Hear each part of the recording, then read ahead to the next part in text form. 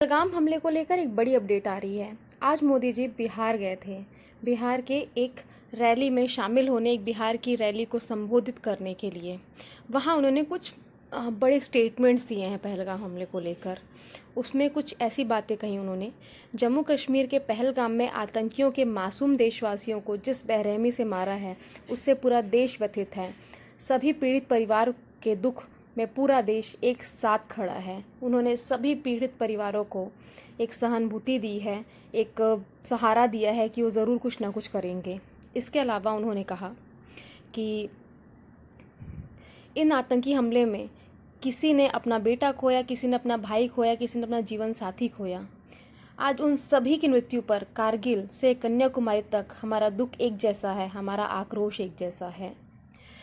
मैं बहुत स्पष्ट शब्दों में कहना चाहता हूँ कि जिन्होंने ये हमला किया है, उन आतंकवादियों को और इस हमले में साजिश करने वालों को उनकी कल्पना से ही बड़ी सज़ा मिलेगी। तो क्या हम ये समझ सकते हैं कि कुछ बहुत बड़ा होने वाला है? क्योंकि मोदी जी ने इतना बड़ा स्टेटमेंट दिया है, क्या पता कुछ बड़ा होने वाला है।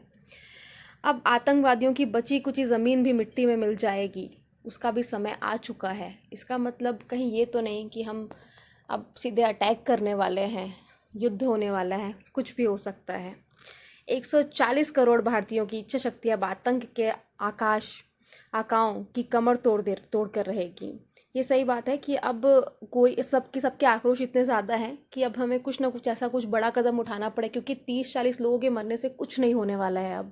अब टाइम है कि अब सीधे ख़त्म करना है, पूरे आतंक को ही ख़त्म करना है। इतना कुछ बोलने के बाद, इतना कुछ करने के बाद पाकिस्तान का भी एक बौखलाया हुआ रूप सामने आया है, क्योंकि उन्होंने सिंधु नदी का पानी बंद हो गया और ये बहुत कुछ हुआ है। इस वजह से बड़ा बौखलाया स्वरूप आया है। उन्होंने भी कुछ फैसले किए हैं, वो कुछ इस तरह है। पाक ने भारतीयों को 30 अप्रैल तक देश छोड़ने को कहा। भारत के लिए अपना एयर स्पेस बंद कर दिया है। मतलब अब भारत की जो फ्लाइट्स हैं वो पाकिस्तान के ऊपर से नहीं जा सकती हैं। हमें क्या, तो हमें थोड़ा घूम के जाना पड़ेगा, थोड़ा लंबा रास्ता का उपयोग करना पड़ेगा। पाकिस्तान ने शिमला समझौते पर भी रोक लगा दी है।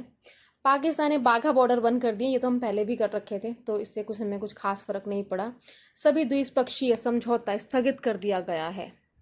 ये सब कुछ उन्होंने किया है, तो इससे हमें कुछ खास फ़र्क पड़ेगा नहीं। फ़र्क उन्हें ही पड़ेगा, क्योंकि उनकी 61% आबादी जो है वो सिंधु नदी के पानी पे डिपेंड करती है। जब वो पानी के लिए तरसेंगे तब वो और बौखलाएंगे, और उसे कैसे डाइवर्ट करना है ये हमारी गवर्नमेंट बहुत अच्छे से जानती है। कोई बड़ी चीज़ नहीं है उनके लिए।